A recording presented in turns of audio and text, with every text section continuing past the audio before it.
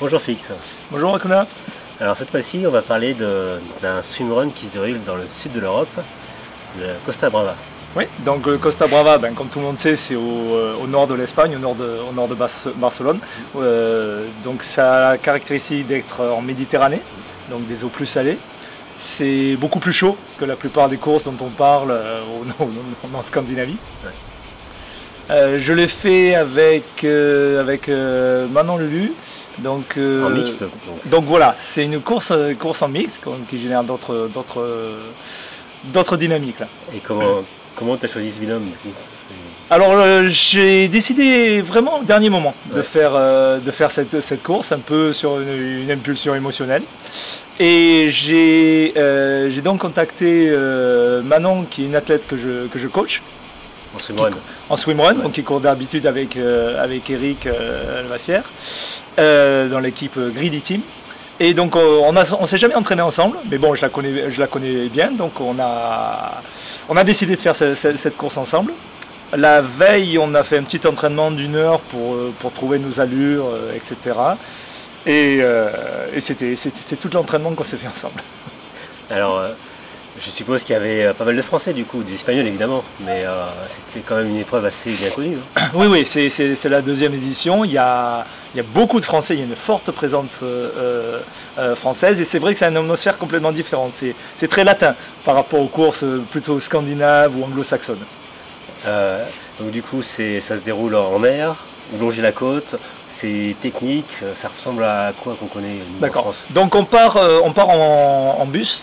Ouais. Et il nous amène au nord, donc c'est un point to point, du nord au sud, en longeant la côte. Il y a beaucoup de dénivelé. Il n'y a pas une seule montée qui soit extrêmement longue, mais c'est sans arrêt, beaucoup d'escaliers, beaucoup de montées très sèches pour en fait franchir des falaises et ressortir de l'autre côté sur la prochaine crique. Donc c'est une multitude de très belles criques. Ça ressemble un petit peu au Calanque dans un certain côté. C'est pas la même géographie, mais c'est très très beau. Au niveau de l'équipement, là tout le monde se pose la question, est-ce que c'était combi obligatoire?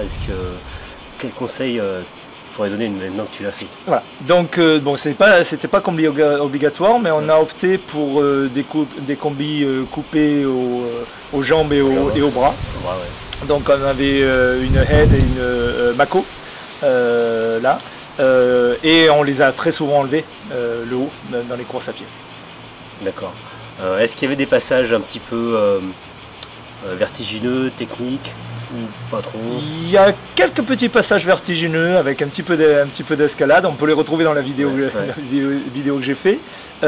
Mais oui, il y avait des petites parties techniques, en particulier en descente, assez compliquées. Donc là, il y avait un avantage à être un peu trailer. C'est une course qui était plutôt en début de saison, je crois. Le niveau de l'épreuve, au niveau d'épreuve, des participants, je veux dire. Alors, au niveau des participants, la tête est très rapide. Il y a quelques athlètes espagnols extrêmement rapides. Et après, c'est plus bon enfant, on dira. D'accord. L'ambiance générale est bonne, l'organisation est bonne. L'organisation est excellente. Il faut souligner que moi j'ai fait l'épreuve qu'ils appellent marathon, mais c'est décliné en plusieurs distances. Donc il y a une courte, il y a une short. Donc il y a vraiment une très bonne atmosphère, un mélange de niveaux, d'expérience, d'objectifs.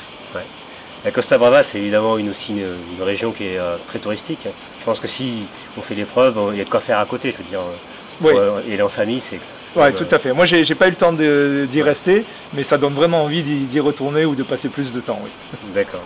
Je te remercie, Fix. Merci.